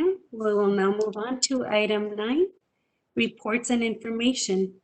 Items 9A through 9E. Are there any items you'd like more information or clarification on or want to discuss? Dr. Mesa, I'm sorry, Ms. Licon, this is Ms. Garcia. Dr. Mesa, on 9E, how was your meeting with the city? Actually, it went very well. I know we were scheduled to speak on the 23rd, but they did not have quorum, so we were pushed back to March 2nd. And it was nice to see familiar faces, and we got a very positive feel from the city council. Mayor Araujo was excited. The council members likewise. They even asked us to go back and proceed to give them estimation of prices where they would add it to their budget to help assist. They like the fact that this Pathway of Champions project could actually bring, make that connection between the city and the school district.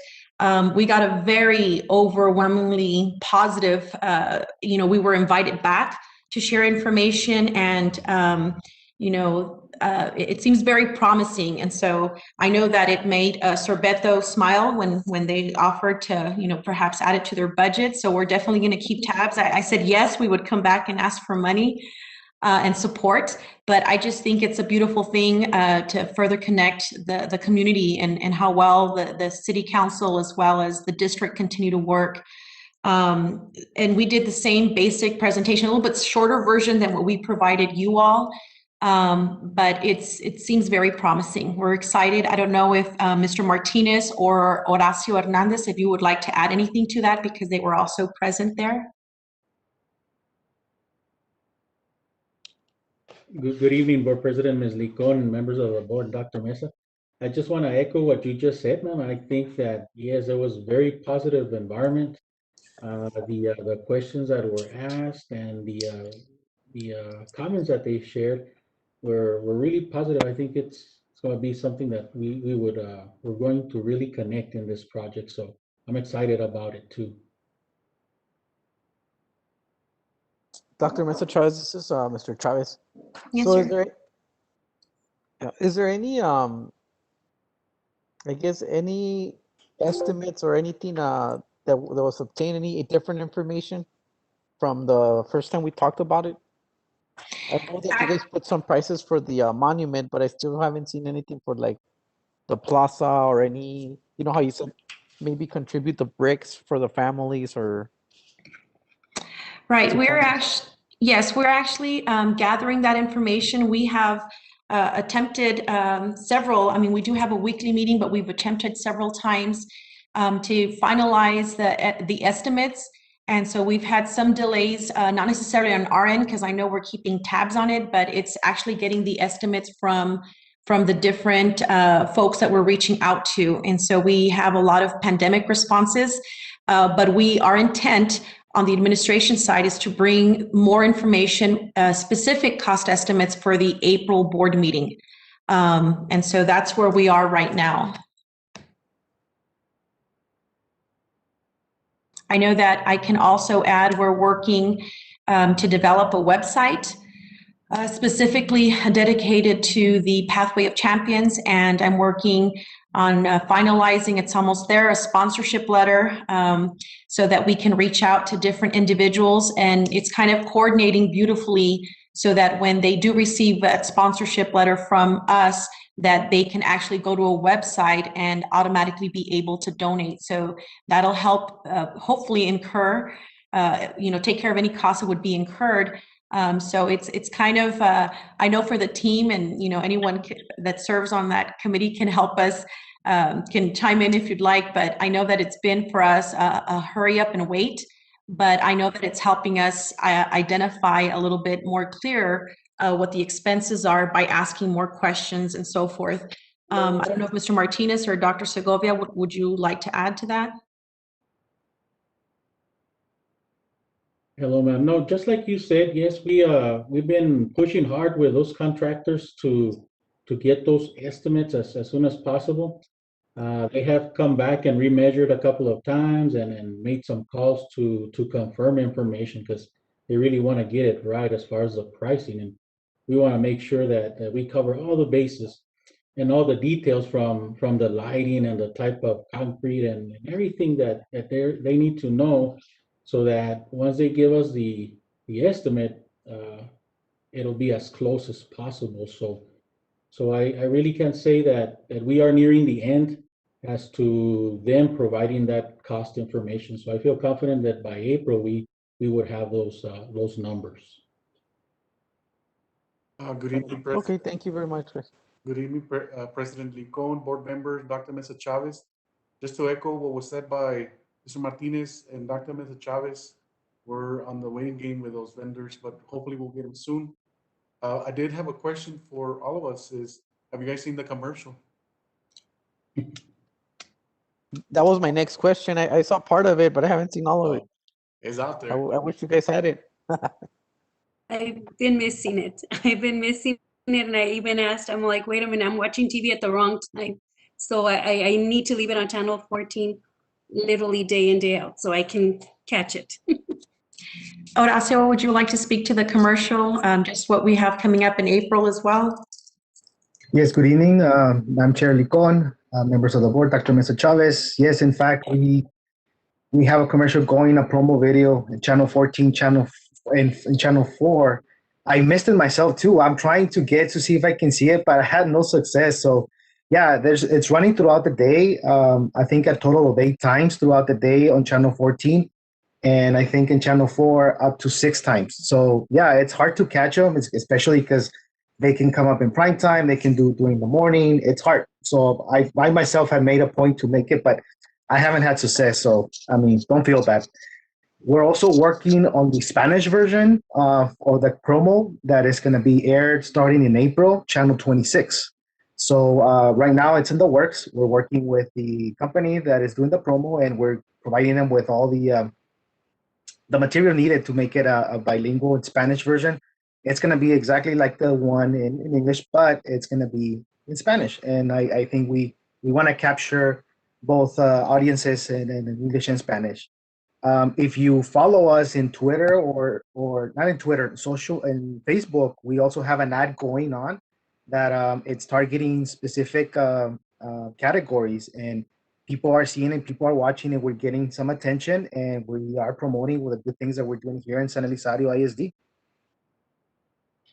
So thank you, Sir Horacio. So, and thank you to the team. We're working on this. I can tell you I have not seen it either. I've just seen the final product through production, but not necessarily on TV. So I can't wait to see it.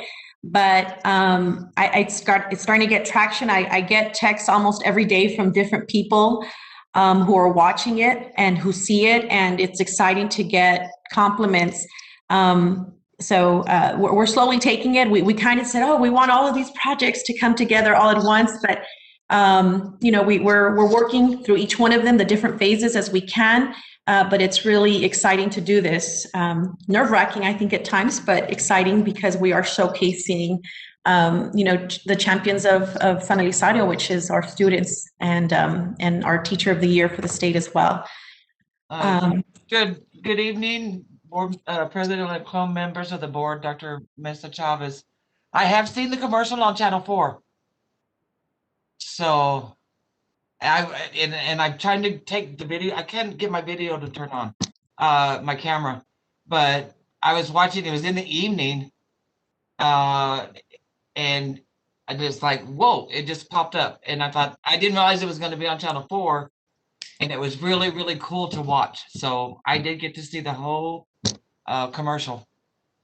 So I just wanted to share that it is out there. Okay, so we have evidence that it's out there. So thank you, Ms. Jackson. And we will also make it a point to bring it to the Board of Trustees meeting in April. So you'll have it then as well. Actually, I hadn't seen it, and I got to see it twice, two separate days during the evening news, the 9 o'clock news in Channel 14. So during that time, I've seen it twice. So it looks awesome. Congratulations, Horacio, Dr. Chavez, and Mr. Hernandez on your TSPRA award. That's awesome. Thank you. Oh. I will tell you this. I'm gonna brag on Horacio and Perla Magallon because they listen to any crazy ideas that are brought up without judgment. But I will tell you that on the category that we got best of category, we actually beat out one of the large districts who had 2 submissions in that area. So for us, barely just entering it, literally the deadline was on a Monday and we were working on this on a Friday just to submit to be considered. And I think we were hopeful that we would obtain some type of award, but I think what was very humbling to hear and rewarding for me as well is that all 3 of us were looking for the feedback that the judges would give us to help us be better and have that communication recognition for San Elizario. I know Perla's not here, but Horacio, do you want to mention anything? Yeah, it's interesting. It's how can I say it? I mean, we don't do work to get recognized, but it's good to know that people are recognizing your job and you're doing it well. I mean, and the ones that we didn't get, I mean, we got the judges' comments and we learned and we try to make things better. And it's all for the students. It's all for the students and it's all for the community and it's all for the school district to emphasize and to, I guess, shine on what the good things that we have here in San Eli. And we are doing great things. And thank you very much for the recognition. I appreciate it. Thank you. 9 state awards, star awards, excellent. Yes, so we know what we have in you all here in our district, but it's so wonderful to see them recognize you at the state level because, again, you all shine definitely here in our district and you keep us all connected and come up with these wonderful web designs and constantly pivoting. So thank you very much and congratulations. And at this time, I would also like to congratulate the CTSO, our students. I got to see the information in our packet and that was wonderful to see that the district did their first annual, event for our students and got them recognized as well. And they were able to compete, district level. So that was wonderful. And also with Mr. Hawkins, shout out to our, our child nutrition services, because again, they feeding our little ones during this pandemic and constantly preparing those meals. So I also want to take a quick moment to give a little shout out to Mr. Hawkins and all our Child Nutrition Service Department. So anyone else?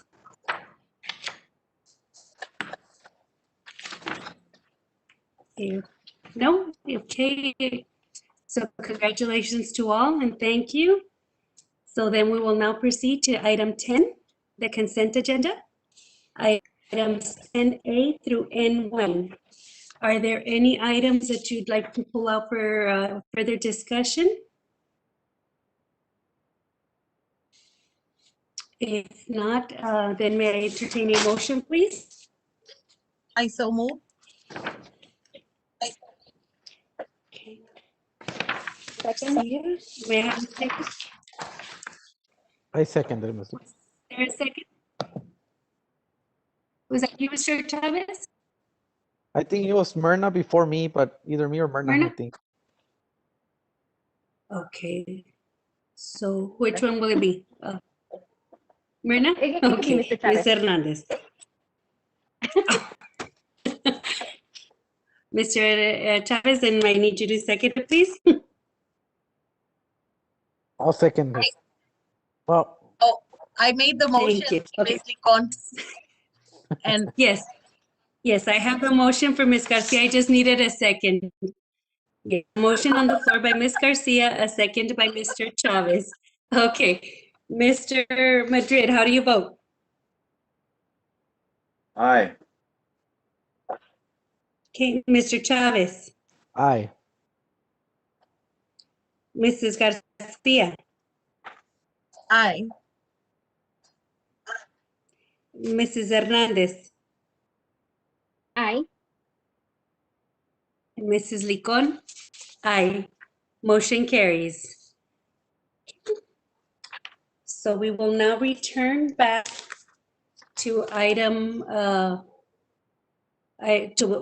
4, 5, 6, 11, and 12. We'll begin with item 4, and this will be closed session. The meeting is to be closed under Texas Government Code Section 551.074 to discuss the Level 3 grievance of R done and Section 551.071 for consultation with attorney on the following. We'll be doing them in reverse order. 4D, hear the DBGA Level 3 grievance of R done. Mrs. Priscilla de Mata, Legal Counsel and Administration. 4C, discussion regarding recommendation of administration to propose termination of the term contract of JM teacher at Lorenzo G. Alarcon Elementary School for good cause, including job abandonment. Mrs. Priscilla de Mata, Legal Counsel and Administration. 4B, discussion on employee board superintendent communication. 4A, discussion and review on board operating procedures. To proceed into item 5, executive session, the board will enter into a closed meeting to discuss personnel matters, to consult with attorney, to discuss real estate matters, to consider recommendations for hiring of personnel or termination of personnel, and other personnel matters under section 551.071, 551.072, and 551.074 of the Texas Government Code. Mr. Steve Blanco, legal counsel, and we will now go into executive session at 7:35. If we can please turn off our mics and mute our mics and turn off our cameras and go into closed session.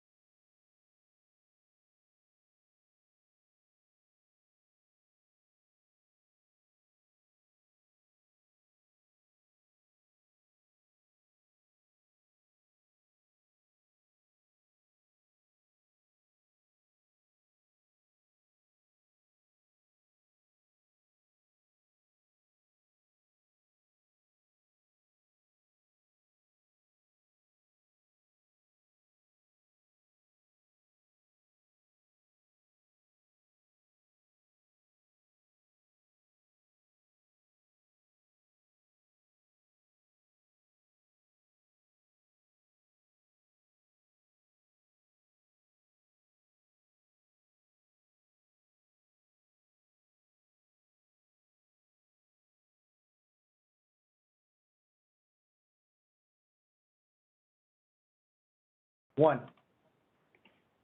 Okay, it is 10:14 p.m. The board will return to open session to take possible action on the matters discussed in executive session. Item 6B, discussion and possible action regarding DGBA Level 3 grievance for R. Dunn. Okay, is there a motion regarding Mr. Dunn's Level 3 grievance?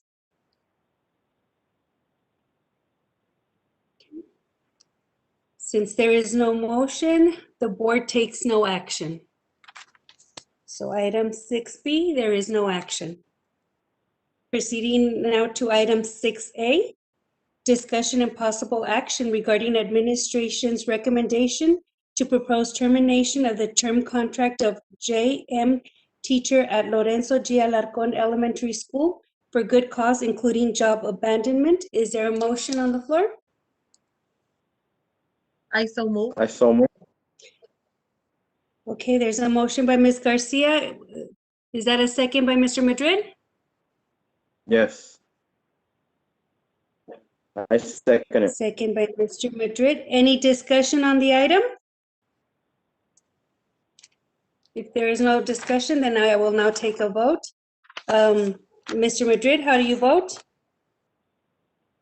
Aye. Mr. Chavez? Aye.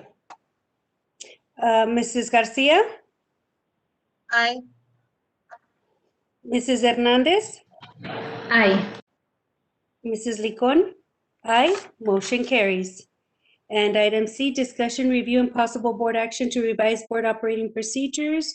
We were not going to revise them, we just revisited them. So thank you. With item 6C, there is no only discussion and reviewing. We'll proceed now to item 11. Next meeting date, special board meeting, the mission progressing together on Tuesday, April 13th, 2021 at 9 a.m. in Spanish. Special board meeting, mission progressing together on Tuesday, April 13th, 2021 at 1 p.m. in English. The regular board meeting scheduled for Wednesday, April 14th, 2021 at 5:30 p.m. Final item on the agenda would be the adjournment at 10:16. Do I have a motion to adjourn? I so move. This is Ms. Hernandez. Okay. Motion I by Ms. second it. Hernandez. Do I have a second?